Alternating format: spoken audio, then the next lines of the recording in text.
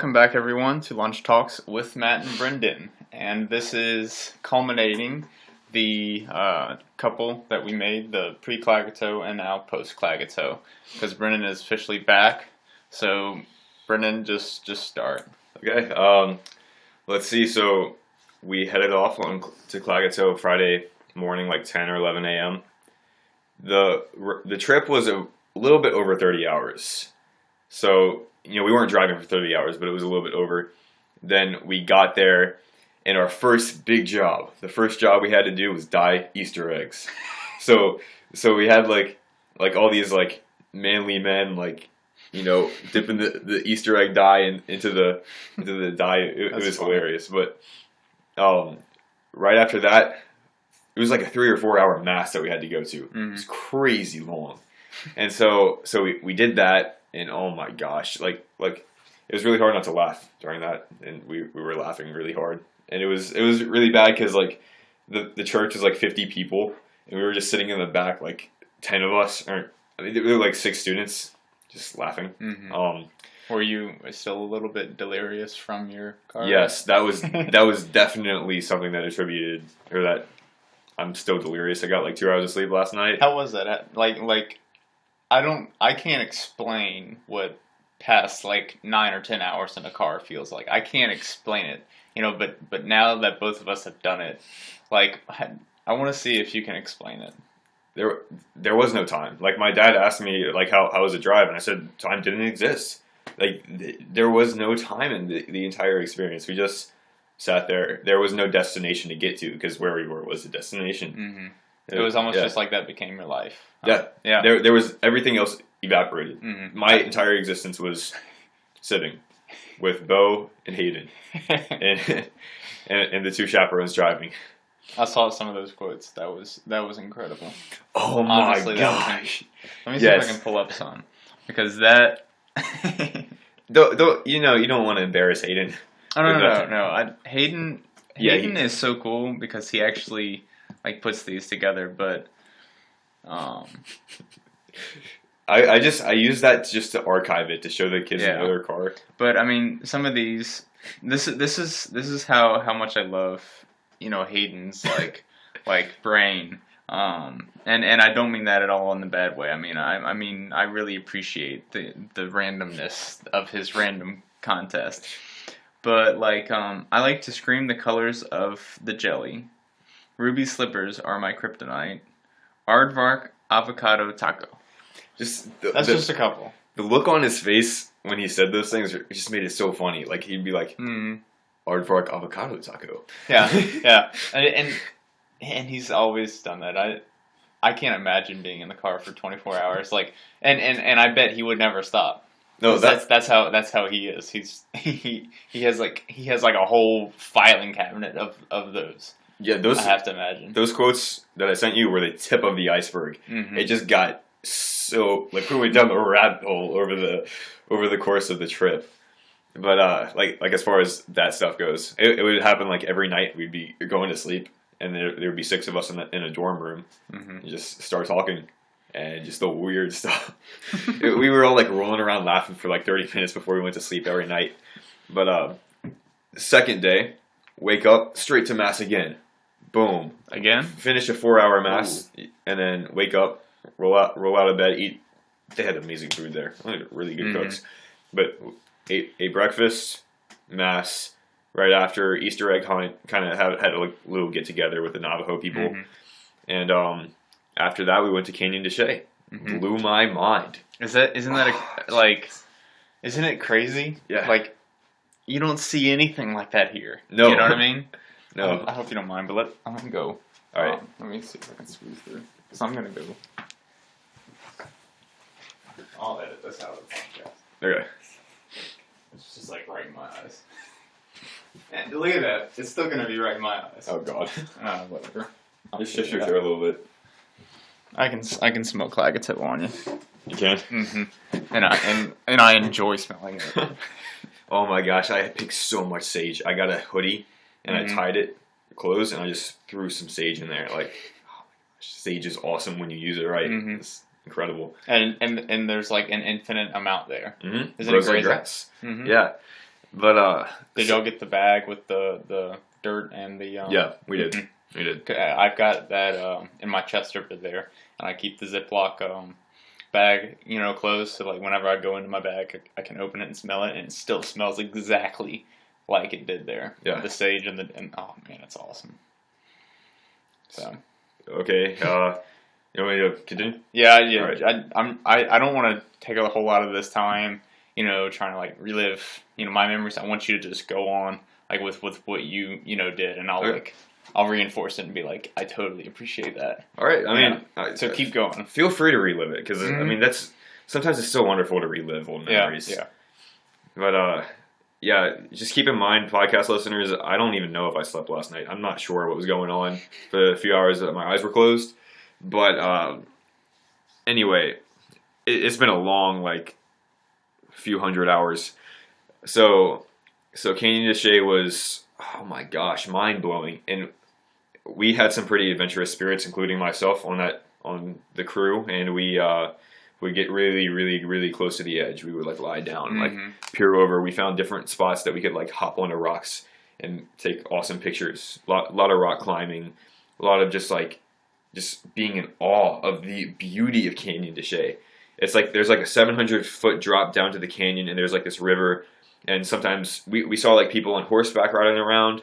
There were like some teenagers in a car, just like you could hear them screaming from the bottom of the canyon, just like mud riding in the river. And we did this hike. I think you guys did the hike too. It was like a 1.5 miles down. There's like a little river. Whew, that was beautiful and awesome and amazing. We climbed down this super awesome trail, and it was a lot of fun. Spent some time in a really cold river. Really huffed it on the way back up, and a few of us, we were trying to take shortcuts on the way back up.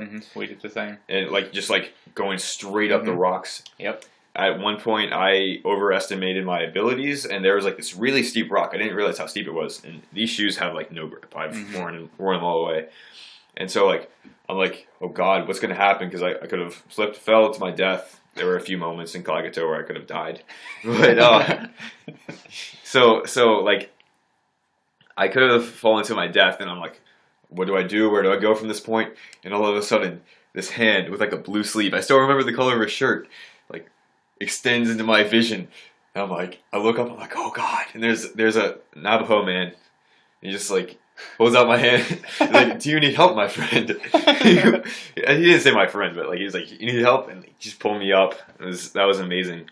But Brother Charles is a wonderful guy. I love that guy. He's so cool. And Alex, man, incredible human being. He is. I love him.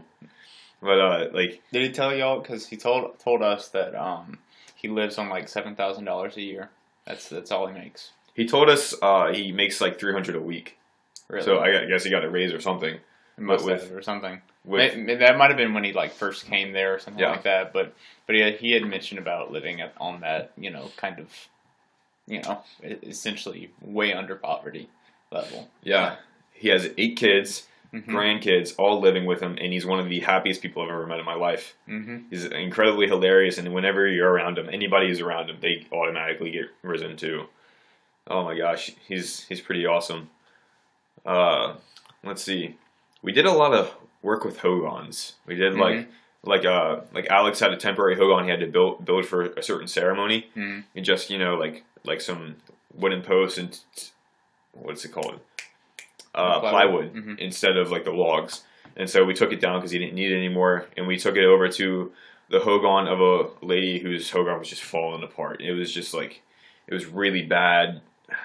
It was sad to see. Whose was it? I don't know her name. I don't remember her name. Do you know where it was? Was it?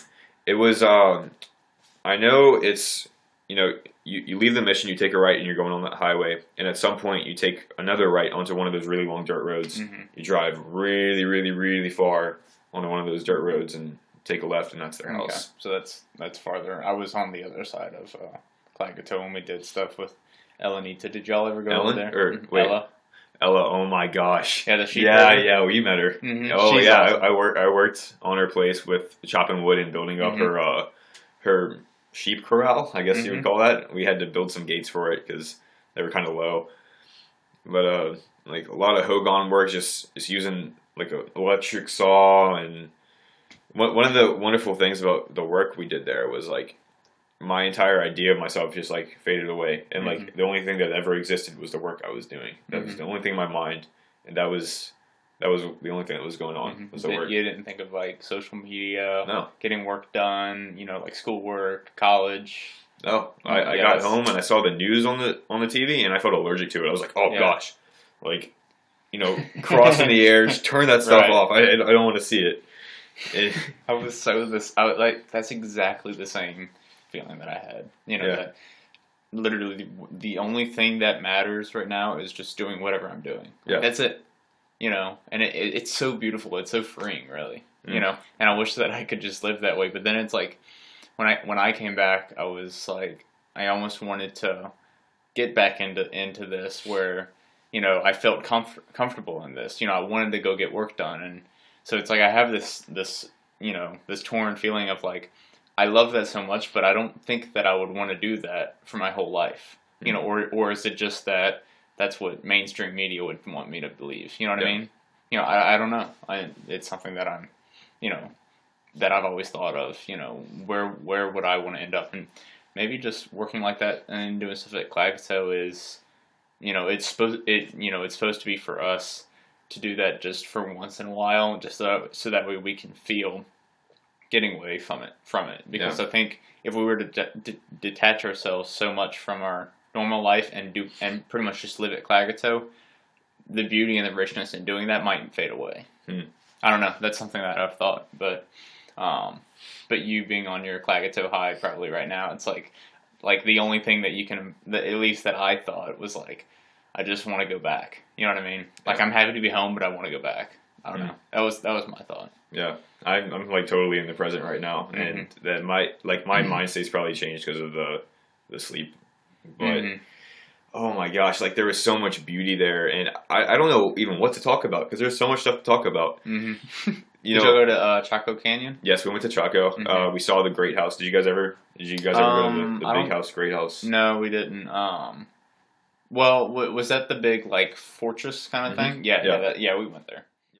We are inside the Great House. This was built in around 1000 AD. It's pretty cool. Looks like it was built by MC Escher. A bunch of rooms.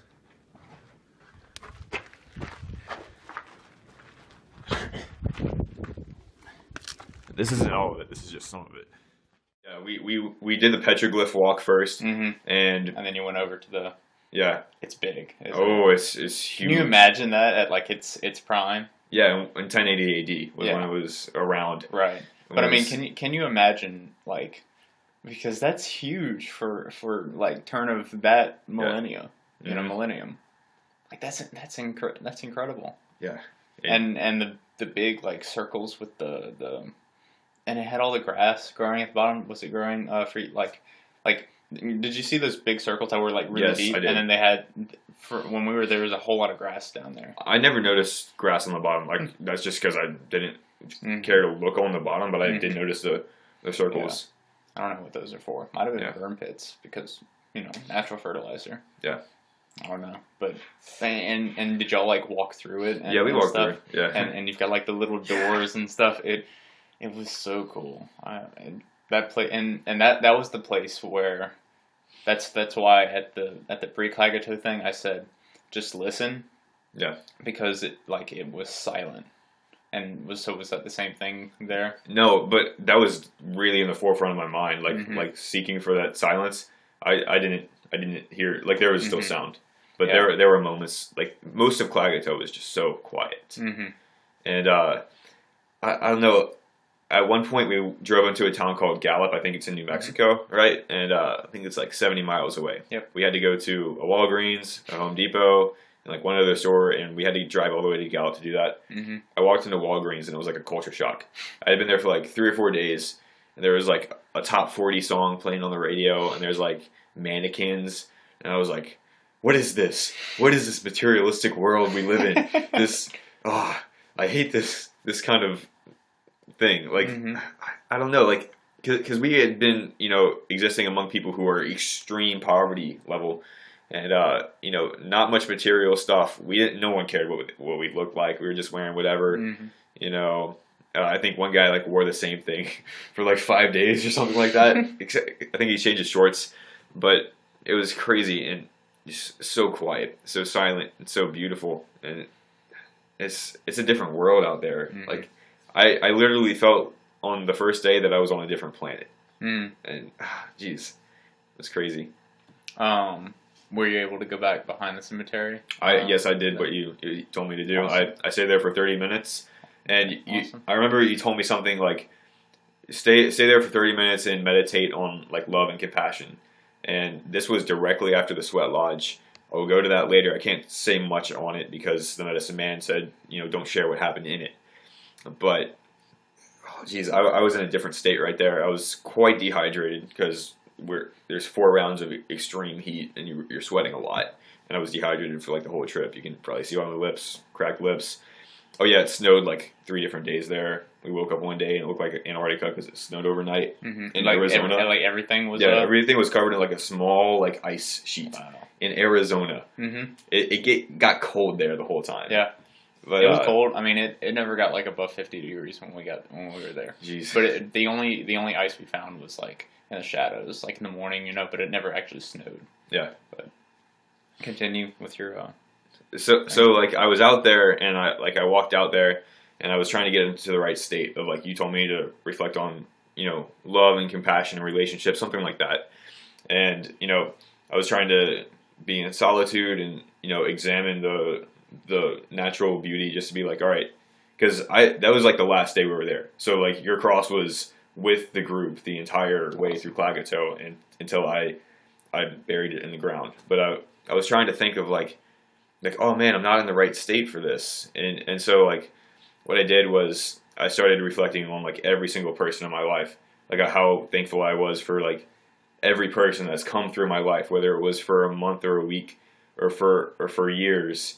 And I was just like so thankful and so grateful and just like offering up my gratitude that I was able to have all these people in my life. And I recognize how beautiful everyone is, like how beautiful all the people that I know are. And I'm not talking about physical beauty. I'm just talking about like just admiring all their idiosyncrasies and just all those things. Like I thought about my grandparents or my friends at camps or whatever it was, and it was just like that got me into the right state. And I felt like at that point I was able to like get into the mode where I felt that love and compassion, and then I buried your cross. I'm like, all right, here you go, Matthew. This is your place. You would never be able to find it because it's way out there. Because I was trying to get by myself, and like other people were walking around out there, and I was trying to like, weave my way around the sage bushes. But yeah, that was incredible. The Sweat Lodge. I don't know. I feel like I changed slightly as a person after that Sweat Lodge. Really? That I will never return to the slightly different person that I was before the Sweat Lodge. I'll explain what the concept of a Sweat Lodge. I can't go into like the details, whatever. So a Sweat Lodge, what we did 4 rounds, and the medicine man his name was Hank. He's very, traditional Native American, spiritual, connected with the earth. And he has like his idea of spirit, and God is like very connected with the earth we live on. Here, Brendon shared a lot of things that are very personal and very specific and very special about the Sweat Lodge that he asked me to take out. But I'll say the gist of it and what was most important is that whole notion of being reborn again. And coming out new, essentially, and being cleansed. And so if there's any big idea behind the Sweat Lodge and behind what happened, it's that. And what they do is like you go in and you're cleansed with the heat, spiritually and physically, and you get out reborn, a new person. And I got out, I was dehydrated, and that's the largest fight I've ever had for my consciousness in my life. Like consciousness as being awake And the only other time I've really had to fight for that was like one time I was running and started to black out. So when I got out, everything was this bright white, and it wasn't just because I was in the darkness for so long. It was because I was like gone with as far as like I was dehydrated and it was crazy. And so like I could barely stand up and I was fighting to stand up and I was like I felt like I was gonna throw up and I couldn't see anything. It was all like super bright white light coming at me from like all directions. You like look out on the desert instead of seeing orange, it was like this super white. My vision was like closed like this, and eventually like I was like, oh gosh, we had to do a picture. So I stumbled into a picture and had my arms around two people. Apparently I wasn't even looking at the camera. Like I was like looking at the ground. So I'll find that eventually. I'm scared to look at it. But so eventually I'm like stumbling around and then bleh, I throw up like projectile vomit. And then all of a sudden like I can start to see better and like I'm like more conscious. I'm like, whoa, okay, I can stand now. And so I'm like, spinning, trying to get the rest out, and then all of a sudden, boom, again, I throw up. It was like pink. I don't know what was going on in my stomach, man, but I threw up pink stuff. Stirring up your old you. Yeah, like I felt like I was Wow. purging like some kind of crap that was in there. And yeah, that was insane. But my mind was like really shut down for the rest of the day because I was so dehydrated. I couldn't talk well. I called my mom on the phone that night, and she was like, "Are you okay? You sound a little shaky." I'm like, "Yeah, I'm fine." Like I couldn't have a normal conversation. My head was like super in pain. Mm-hmm. But like as soon as I was able to like function well, I went out to do the cross thing because I didn't know if I had time to do it the next morning. Mm-hmm. So like I was in that state when I did like the gratitude for all the people that have been in my life. So I don't know if that was like an altered state of consciousness when I was doing that or not, but it was very powerful. Like I felt this intense, overwhelming sense of gratitude for all the people in my life. So the sweat lodge was, geez, that was crazy. Oh my gosh, this is gonna hurt to hear this. You know Katrina the dog, Yeah. the black dog. Mm-hmm. Wednesday, Something happened to her? Mm-hmm. I don't know if I should tell you this on air, but Go ahead. so Eric walks in. He's like, "I'm sorry to be the bearer of bad news, but somebody just ran over Katrina with a 4-wheeler." Wow. Right? So we had seen the 4-wheeler leave earlier through the windows in the Hogan. We get out. There's tracks. Katrina's in the middle. The people came in with the 4-wheeler, ran her over, didn't even stop, and left. Wow. And so it was about 30 minutes. It was me, Hayden, and brother Charles, and we were all sitting with Katrina as she took her last breaths. It was very, very sad. A few people tried to go run after the 4-wheeler to see if they could find them, which they never did. I don't know if that's an unfortunate situation or not, because they could have been a fight, because people were mad that it happened. And so people were like, we want to like, beat them up or something. It was kind of jokingly they said that. But like, brother Charles, he was like, no, like he didn't even engage that idea. He was very peaceful about the situation. Obviously, it was hard for him because he lost a dog. But I don't know. That was pretty tough that happened. Let's see what else happened. Like it's hard to put this stuff into words. Like it's so hard.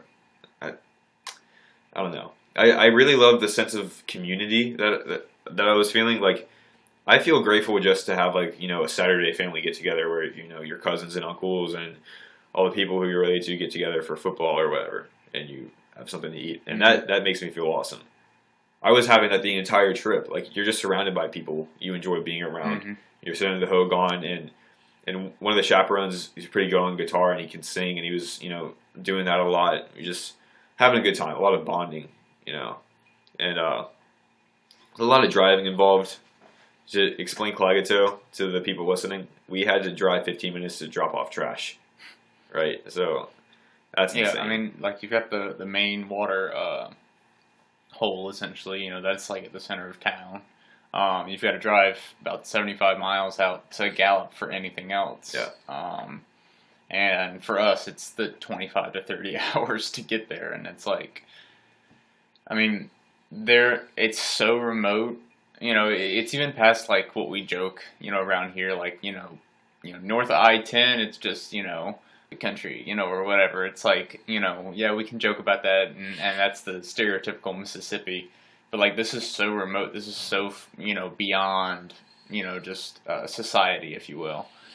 Yeah. That there's no explanation for it. There's a lot of driving because there's just all these people just pretty much outscattered among it. But it's like, it's so beautiful. Yeah. It really is. It's so beautiful to see, almost like what natural life looks like. What life would look like if it wasn't industrialized, or if we didn't have so many people. That's a hard argument to make because by being a person, you're contributing to being too many people. Yeah. But it's hard to put into words for any of the listeners exactly what it means. Yeah. And I hope I didn't spoil it, with anything that I said No. before. All right, good. But it's something that I wish everyone could do it. Yeah. And one of the realizations I came to out there, I think a lot of the group did too. I think it was an overall consensus. I mean, that's my idea. I think most of the people had this idea, is we kind of got to realize what was really important in life. And I looked at my life before, Klagetoh, and always being in a state of stress, trying to secure a future that would make me happy, but I was never happy doing it. Mm-hmm. I was never happy being stressed out or anxious, trying to find a future that would make me happy.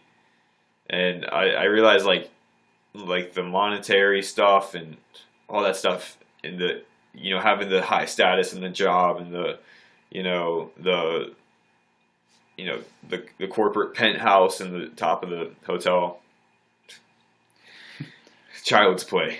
That's child's play compared to the real stuff you can deal with in life. Yeah. Like, the strong, powerful emotions, or the sense of connection with people, or just, feeling the wind on your face and breathing in the fresh air, or breathing in the smell of sage in the desert, or all that.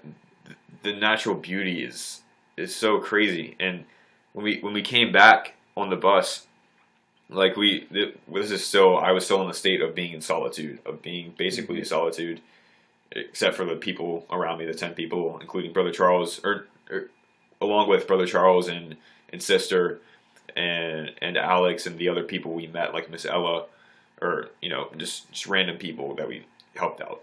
And we go into the subway, and there's like 3 teenagers, and they're just stressed out. They were like running out of food to like give their customers, and they were having such a hard time. And I was just thinking, like, why is it like this? Like, why is there even this setup where like these people, like, they throw away their desires to live a full life for money or status or whatever. I mean, money can bring you a lot of freedom, but geez, it's important to a degree for freedom, for well-being of your family, taking care of people, and having a nice place to live and travel and whatever. That's not the most important thing. And right. This one night, we go out, and one chaperone went outside and came back in, and he's like, these stars are super clear. So we go out, and we see, a good bit of stars, but they're really blue. Instead of here in Mississippi, when you look at stars, they're like white-ish, but they were like super blue and super luminous. And you could see a good bit of them, but we decided to go on a trail and just drive way out into the dark. There's no light. There at the mission, there's that like one light. Yeah, there's a few lights, and that, believe it or not, that really blocks it out. So we drive out there. I've never seen stars like that in my life, ever. It was just blackness in every direction, besides some like distant lights of random small towns like Ganado or Klagetoh, or I don't know what other towns. But you look up, and it's just filled. Like somebody took a paintbrush, and 100 times over, they just slapped it on a canvas dome. It was just this super bright, luminous light everywhere. I was awestruck. I was not just a normal state of being like, oh wow, that's pretty, that's beautiful. Like, jaw dropped. Yeah, like literally speechless. I don't know how to describe that sensation. I'll call it an eyegasm, and you can edit that out if you feel like it's No, I it's like not that. I like appropriate. eyegasm. I was having an eyegasm looking at those stars. Like I didn't believe it. Like it was almost unreal to me because I've been to planetariums before. You know what those are, like you lay back. You've been to one? I haven't been to one, but I know what you're talking about.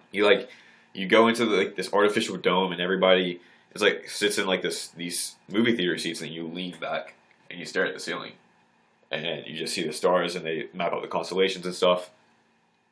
I never thought I would see something like that in real life the way it was. I never thought I would see stars like so blue. And a lot of people said they saw like shooting stars. I never got a chance to see those. I guess I didn't look in the right spot, but oh wow, it was crazy.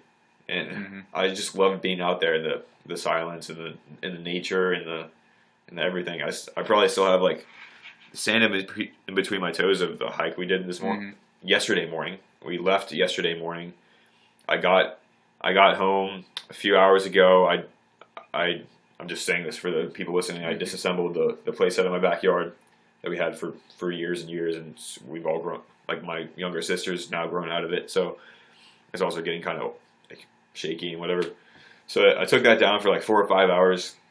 Immediately came over here. I wanted, like, I'm still wearing the same clothes, all that stuff. I can still smell you. Yeah. Okay. But so we get on the highway, going. We take a right for the Michigan, go on the highway. There's a road called Transwestern Pipeline. I don't know if you guys have done this hike. We weren't able to make that hike, but I know of it. I know what you're talking about. Oh, and it's got awesome. Like all the ruins and stuff. Yeah. You're talking about that one? Yeah. I only saw one set of ruins that we went into. It was incredibly sketchy. Like I was close to death a few times. But so you like there's like these two canyons. You're in one canyon, but there's two rock walls on both sides of you for most of the way. You're just like walking in between it and just following this trail. And there's no marking at the road that's telling you that this is some kind of monument or cool trail or something. There's nothing. It's just an unmarked random road in the middle of nowhere. And so we get out, we follow this wash into the canyon, 1.5 to 2 mile walk. There it is, the ruin. I didn't see it until I actually got up, but you like kind of climb up this really steep thing with loose rocks and they're like slipping around and you have to like jump up and like push yourself up and it's crazy. So like it's a real rock climbing. It's the real deal. And you're not like on harnesses and a helmet. You know what I mean? Nope. I mean because I can relate that at least a little bit to when we went to Canyon de Chelly and like you said, pretty much running up at the end. I mean. It felt so exhilarating to me because it felt the same way. You don't get to do that here in any way. Yeah. It doesn't matter how much you run or anything around. I mean, literally, you are running up a rock face. Yeah, and it's so cool because the air is different. The ground is different. Different things like that make doing that so like natural almost. Yeah. It's like this is what I'm supposed to do. That's how I feel. And it's like I would love to do that. I would love to do that just every single day. Go and run that, But continue. Yeah, that's yesterday morning. I was on that canyon wall, and I was thinking, this is what I would like to do in my life. I like to spend time climbing these crazy things.